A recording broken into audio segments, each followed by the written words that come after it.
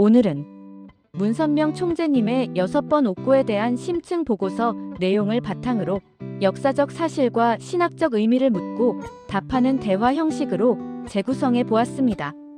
오늘 다룰 주제는 가정연합 역사에서 매우 중요한 비중을 차지하는 문선명 총재님의 6번의 옥고입니다. 이 옥고들이 단순한 투옥 기록이 아니라 교리적으로나 역사적으로 큰 의미를 갖는다고 들었습니다. 전반적인 개요부터 설명해 주시겠습니까? 네, 알겠습니다. 문선명 총재님은 생애 총 6번의 옥고를 치렀는데 기간으로 따지면 약 92년 생애 중 10분의 1에 해당할 정도로 깁니다.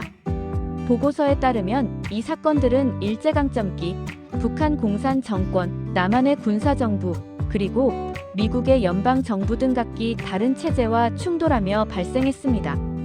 가정연합은 이를 단순한 법적 사건이 아니라 탄감복귀라는 신학적 원리에 따라 개인에서 세계로 나아가는 섭리적 필연의 과정으로 해석하고 있습니다. 그럼 첫 번째 옥고부터 살펴보죠. 1944년 일제강점기 말기에 일어난 사건인데 종교적인 이유보다는 독립운동과 관련이 깊다면서요? 맞습니다. 제1차 옥고는 문선명 총재님이 일본 와세다 대학 부설 고등공학교 전기과에서 유학 중이던 1944년 10월에 발생했습니다. 당시 그는 지하 독립운동에 가담하였으며 유학 시절 요시차림물로 지목되어 경시국 도스카 경찰서에 여러 차례 소환되어 조사를 받았던 전력이 있습니다. 그는 치안유지법 위반 및 공산주의자들과 연대했다는 혐의로 경기도 경찰부 산하 경성 본정경찰서에 체포되었습니다. 혹독한 고문을 당하면서도 동료들의 이름을 끝내 발설하지 않았는데 이는 훗날 사탄 편인 제국주의 권력에 굴하지 않고 승리한 개인적 탕감으로 해석됩니다. 해방 직후인 1945년에 겪은 두 번째 옥고는 조금 성격이 다르다고 들었습니다. 위조 집회 혐의였다지요? 네, 제2차 옥고는 1945년 10월 고향인 정주에서 발생했습니다. 서울에서 번 돈으로 가족에게 줄 과일을 샀는데 해방 직후 화폐가 혼용되던 경제적 혼란 속에서 위조 집회범으로 몰린 것입니다.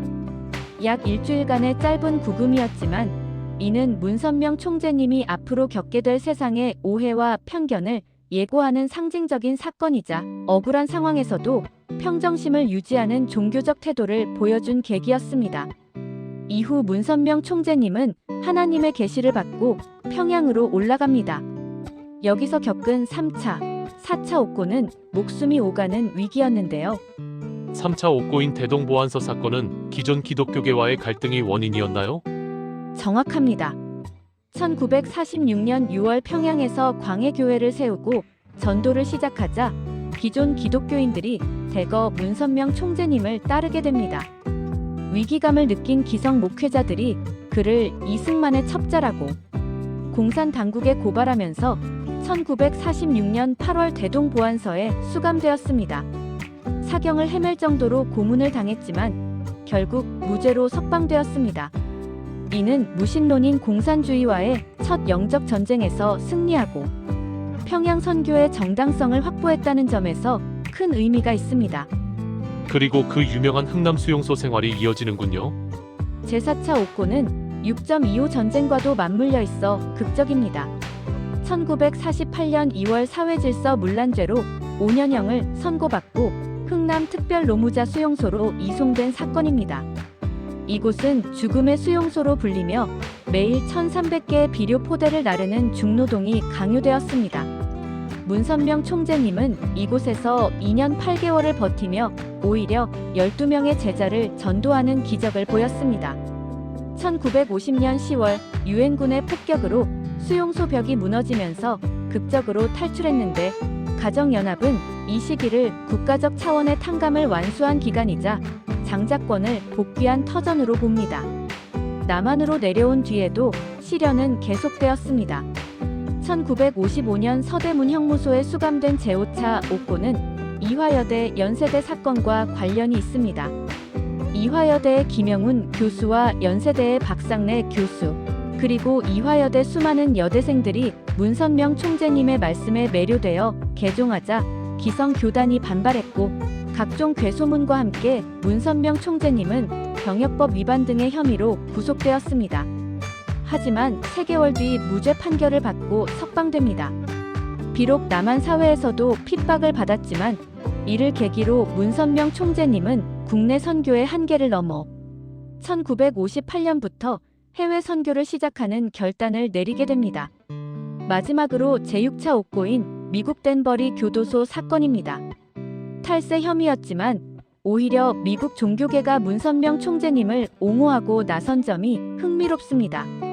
1984년 미국 연방정부는 문선명 총재님을 $7,300 상당의 소득세 포탈 혐의로 기소했습니다. 핵심 쟁점은 교회 자금을 신탁 자산으로 보느냐, 개인 소득으로 보느냐였죠.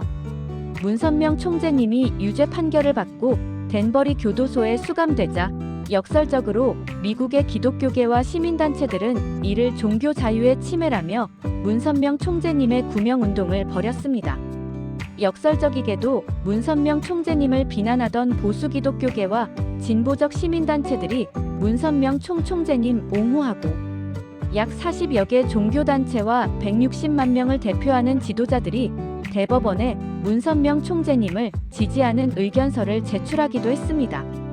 문선명 총재님은 13개월간 모범수로 복역하며 종교 자유의 수호자라는 위상을 얻었고 신학적으로는 세계의 중심인 미국에서 옥고를 치름으로써 세계적 차원의 탕감을 완성했다고 평가받습니다. 설명을 듣고 보니 6번의 옥고가 각기 다른 역사적 배경 속에서 점차 개인, 민족, 국가 세계로 그 의미가 확장되어가는 구조를 띠고 있군요. 정확한 지적입니다. 문선명 총재님은 탕감복귀 원리에 따라 이 6번의 옥고를 통해 종적 행적 8단계 복귀 노정을 승리했다고 천명했습니다.